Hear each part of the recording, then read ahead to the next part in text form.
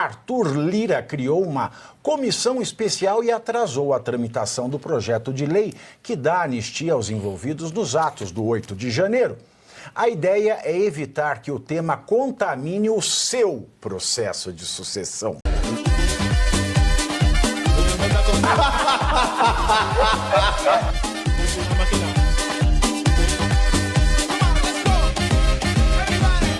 Porque o presidente, grandíssimo filho da pátria esse, hein? O presidente da Câmara dos Deputados, Arthur Lira, criou uma comissão especial e atrasou a tramitação do projeto de lei que dá anistia aos envolvidos nos atos do 8 de janeiro. A ideia é evitar que o tema contamine o seu processo de sucessão. A previsão anterior era que o texto fosse votado ainda hoje na Comissão de Constituição e Justiça, a CCJ da Câmara. Mas a decisão de Lira devolveu o projeto à estaca zero. Agora, os partidos terão que indicar integrantes para a instalação da comissão especial e só depois disso os parlamentares vão eleger presidente e relator. Na sequência, um cronograma de debate será criado e só depois o texto será votado. Provavelmente isso vai acabar caindo no dia 30 de fevereiro do ano que vem, não é? Sobre a sua sucessão na Câmara, Arthur Lira formalizou hoje pela manhã seu apoio ao deputado Hugo Mota, do Republicanos. Mota tem sinalização favorável das bancadas do PL e do PT, mas o partido de Jair Bolsonaro condiciona o apoio ao projeto que anistia envolvidos nos atos do 8 de janeiro. Projeto este que poderá beneficiar também Bolsonaro para que ele reobtenha a sua elegibilidade. Geisiane, você sabe que eu falo mas porque as pessoas confundem muito no português. As pessoas confundem mas, mais e mas. E existem 3 tipos de mas. O primeiro é esse que eu falei. Por exemplo, eu vou ali, mas já volto. É esse que nós usamos na notícia. Ou um uso que é errado, que as pessoas falam mais. Não é mais, é mas. O mais é 2 mais 2 é igual a 4. E depois tem um outro uso que as pessoas não sabem. Por exemplo, eu pego Janja, Estela Haddad, Bela Gil, Érica Hilton, elas são mas. Então tem mas, mais e mas. Não confundam, levem para a vida, anotem no caderninho da vida de vocês com canetinha Pelican. Érica Hilton não seria mess? Porque tem que ser neutro. Mess é bagunça em inglês, então não é? Errei. Mas foi muito bom, eu vou sugerir. Essa linguagem. Eu vou sugerir a uma piada aula de lá. digna. Do Chacrinha. Digna. Olha, digna do não sei o quê. Vamos lá. Bom, Hoje você não pode ir no cinema, hein? hoje eu não posso. Você sabe que se você falar isso dentro do Ministério das Mulheres... Eu sou. Eu subi. É verdade.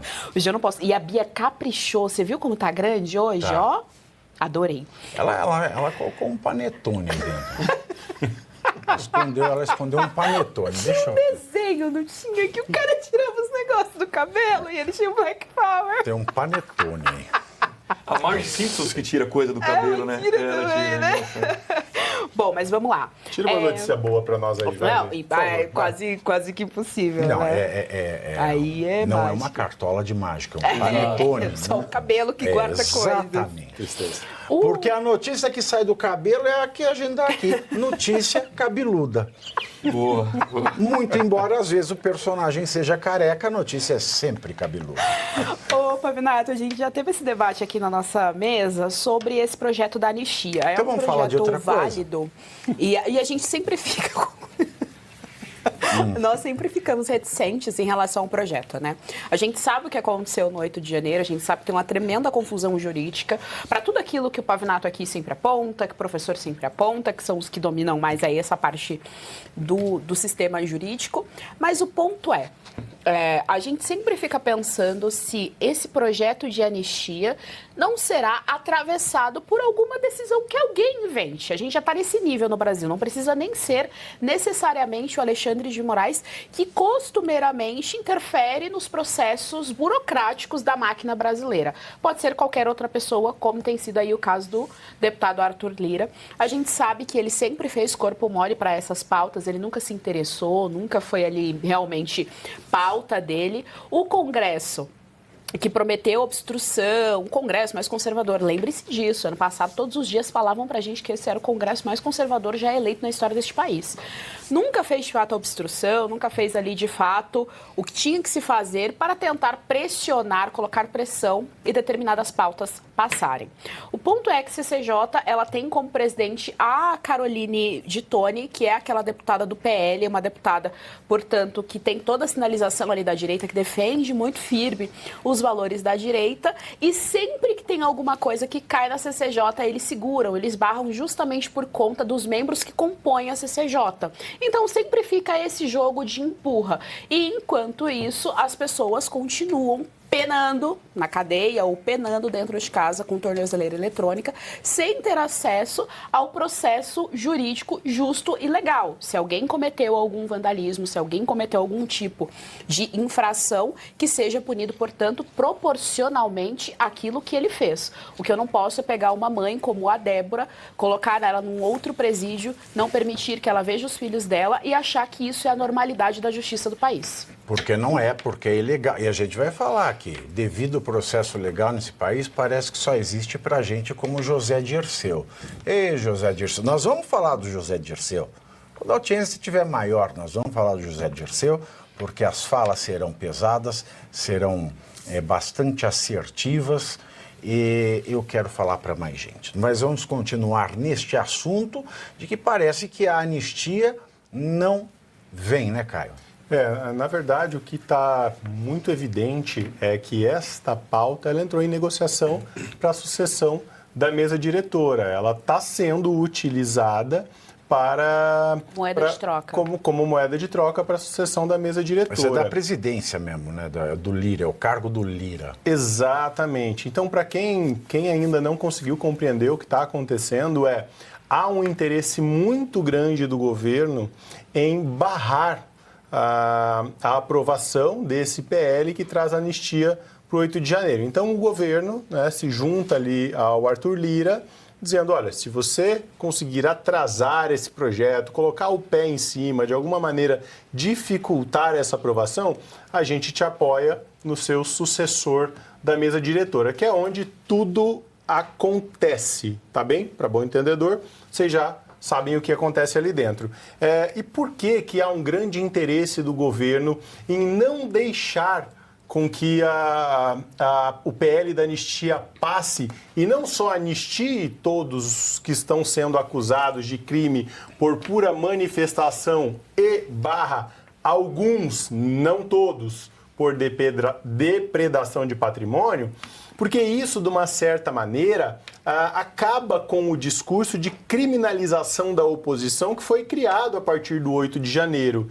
E, então, permitiria a volta de manifestações contra o governo, como a gente tinha antes e hoje está completamente amortecido, congelado, porque as pessoas têm medo de ir para a rua.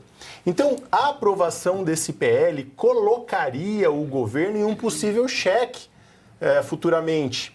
Por quê? Porque as pessoas perderiam o medo que estão hoje, né, de ser presas em uma manifestação expressando as suas opiniões contra o governo. Visto que nós estamos em um governo com os piores índices desde o governo Dilma, que caiu por coisas muito menores do que estão acontecendo agora. Mas ninguém se manifesta por medo. Então, a aprovação desse PL para o governo pode colocar o governo em xeque, enfraquecendo esse discurso falsídio que ele insiste em replicar, de que está tudo certo, tudo bem, né? E deixaria de criminalizar a oposição, permitindo a volta e o retorno de manifestações, o que seria muito ruim. Então, isso está sendo utilizado pelo próprio governo como uma moeda de troca com o Lira para a aprovação do nome, né, que ele indica como sucessor da mesa diretora, que é onde tudo acontece. É uma pena porque a justiça do nosso país ela é barganhada, ela está sendo jogada no lixo na cara de todos nós. Eu estou desanimado, eu vejo essa notícia, eu estou desanimado porque eu vejo esse tipo de notícia. Eu penso na Débora, que está presa, que tem 2 filhos pequenos, que tem o direito de estar em casa com os filhos, que deveria nem estar respondendo presa. Ela deveria estar em casa, podia estar respondendo a processo. E se fosse o caso de preventiva, ela teria todo o direito de estar com os filhos dela. Eu penso nessa mulher, eu penso no Clezão que morreu, eu penso naquela outra presa que teve um câncer de tireoide no estado inicial e porque o excelentíssimo, magnânimo não, o ditador, né, do Brasil, Alexandre de Moraes, não quer, teve o câncer metastasiado. Eu penso nessas vidas e existem tantas coisas que o Congresso pode fazer mais fáceis do que isso. Por exemplo, revogar os artigos de lei. Enfim, tem tanta coisa que poderia ser feita, mas parece que os interesses privados vêm em primeiro lugar e não pode ser assim com homens públicos. E você cansa de falar. Eu me sinto idiota, Arthur, de ter ido lá no 7 de setembro na Paulista. Me sinto idiota. Me sinto idiota de ter escrito tanta coisa, mandado tanto material. Então é o seguinte, a notícia é assim mesmo. Pois é, Pavivi, realmente é desanimador. Agora eu pergunto, qual seria o risco de esse projeto de anistia, ainda que viesse a ser aprovado, de o Supremo ir lá e derrubar o projeto, considerar inconstitucional? Acho que o risco seria grande, inclusive, né? Agora, o que me chama a atenção nessa notícia também, Pavinato, é a parte final dela, né? Que fala que o Arthur Lira formalizou hoje o apoio para sua sucessão, deputado Hugo Mota, que teria o apoio tanto de PL de Bolsonaro quanto de PT de Lula. E aí o PL só apoia se aprovar a anistia. O PT só apoia se não aprovar a anistia. Eu pergunto, qual a chance disso dar certo? Um presidente, um possível presidente da Câmara que teria o apoio de PL e PT. Isso não pode dar certo. Mas isso demonstra exatamente a busca pela negociata que o Lira está fazendo, né? O que ele fez? Como ele estava em uma sinuca de bico, eu tenho que tomar uma decisão. Ou eu não aprovo para ter o apoio do PT, ou eu aprovo para ter o apoio do PL. O que eu vou fazer? Eu vou retardar isso, eu vou jogar mais para frente, criar um mecanismo que vai demandar mais tempo e então, por hora, eu tenho o apoio dos dois. Aparentemente, é isso que soa. Apelou por retardo. Não, mas estrategicamente, né? Inicialmente, meus cumprimentos a todos, que nos acompanham. Pavi, primeiro pegar a estratégia do Lira, né? O Lira é um homem extremamente poderoso enquanto presidente da Câmara dos Deputados. Eu vou falar friamente, porque isso, o asco que nos causa diante daquilo que foi relatado aqui. A gente vê a sociedade sofrendo, eles não estão preocupados com isso. Mas quando você pega a estratégia do Lira, ele era um cara muito poderoso que vai perder esse poder. O que o Lira quer? Ele quer um ministério que seja extremamente rico. Um ministério que tenha muitos recursos, porque só com muito dinheiro ele pode ter a mesma quantidade de poder que ele tinha como presidente da Câmara. E aí, qual é o problema que ele tem? Ele precisa ter na Câmara alguém uma pessoa com a qual ele possa negociar que seja do mesmo estilo dele. Ou seja, um indivíduo que vai tentar, de alguma forma, colocar panos quentes ou preservar a estrutura da maneira como está. Porque essa estrutura, para quem tem muito dinheiro para negociar, é maravilhosa. Porque o cara está sempre no topo, o cara está sempre fazendo o que é necessário. Eu lembro que uma vez, num programa contigo, a Daniela falou sobre o manual para se tornar presidente da Câmara dos Deputados ou presidente do Senado. Ela explicou quais são os passos, são 10 passos para se tornar. E o Hugo Mota, ele cai com uma luva. O Hugo Mota foi de que partido? Foi do PMDB. Foi 2 vezes deputado pelo PMDB, foi pelo PRB e agora é deputado pelo Republicanos. E é um garoto de 35 anos. Mas é um cara que votou a favor do Temer, ele votou pela reforma fiscal, a reforma do teto de gastos, ele votou quase tudo aquilo que a direita quer. Mas o que faz com que o Hugo Mota seja aquilo que o Lira quer? Conversa, ele é sabonete, ele parece o Galipo. Tá? Conversa com todo mundo. Isso é perseguição, hein? Bate papo com todo mundo. Então, como ele conversa com todo mundo, imagina um cara que vai ter 180 bilhões, imaginando que a Anísia, até logo, que a Anísia vai dançar e ele vai pegar esse ministério, ele pode até pegar outro. É muito bom ele ter um presidente da Câmara que vai conversar com ele e na hora de conversar ele vai dizer, você está aqui por minha causa. Então me pague aquilo que você quer. Significa o quê? Ele vai ter sempre mais poder. Quando você olha isso, aí diz a estratégia dele é certa para ele ter o poder. Por que a estratégia dele é certa? Porque ele não pode, nesse momento, correr o risco de ter alguém que não será o seu principal interlocutor no futuro breve. Aí o que ele faz? Manda para as calendas gregas a discussão da anistia.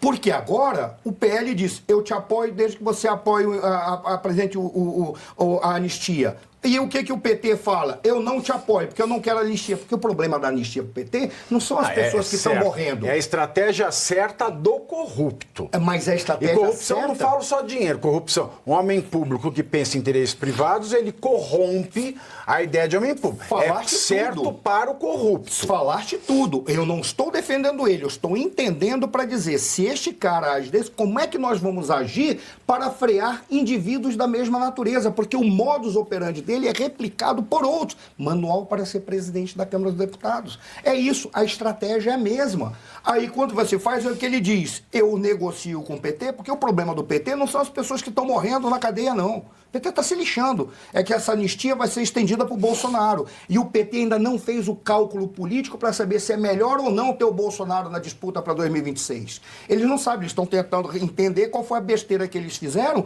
que tomou uma sova agora nessas eleições. O povo disse, nós não gostamos de você, nem do PSDB, que fizeram o teatrinho das tesouras durante muito tempo. Nós não queremos, é preferível ter um cara como esses, que só fazem negociata, do que aquele que vem como portador da moral e a sua negociata é uma negociata podre, que retira tudo aquilo que é do povo brasileiro. Foi o que o povo falou.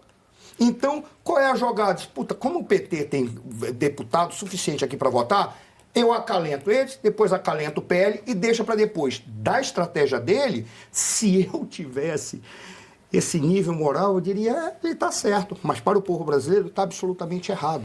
Porque já mostra, inclusive, como esse sistema está falido e tem que ser extinto. Não dá mais para ter esse sistema político. Falando em... Então, primeiro você curte, que é o preço deste programa. Quanto vale o ingresso para ver este palhaço neste picadeiro bonito? Vale uma curtida. Vale o seu like, o seu joinha, o seu gostei. Então, a sua obrigação é curtir. Se puder, comente. Porque quem comenta ajuda no engajamento. Então, primeiro C é curtir. Segundo C é comentar. O terceiro C, o que seria muito louvável, seria você compartilhar. Tem um link que é a setinha, uma setinha assim, meia bomba. Sabe aquela, a setinha da pipa do vovô que se esforça? Você vai lá, copia o link, cola no seu Orkut, no seu Facebook, no WhatsApp, no Telegram, manda sinal de fumaça, pombo correio, não é pombo correio do banheiro, é o pombo correio que leva as mensagens, você passa para todo mundo que você gosta, para quem você não gosta, você também passa. Então, ó, curtiu, comentou, compartilhou e se puder, se quiser, se o seu bolso comportar e se seu coração assim permitir, contribua com este programa que vai substituir o Jornal Nacional. Olha que pretensão maravilhosa, hein? Se liga, ô Bonner, nós vamos derrubar o Jornal Nacional. Esta é a meta.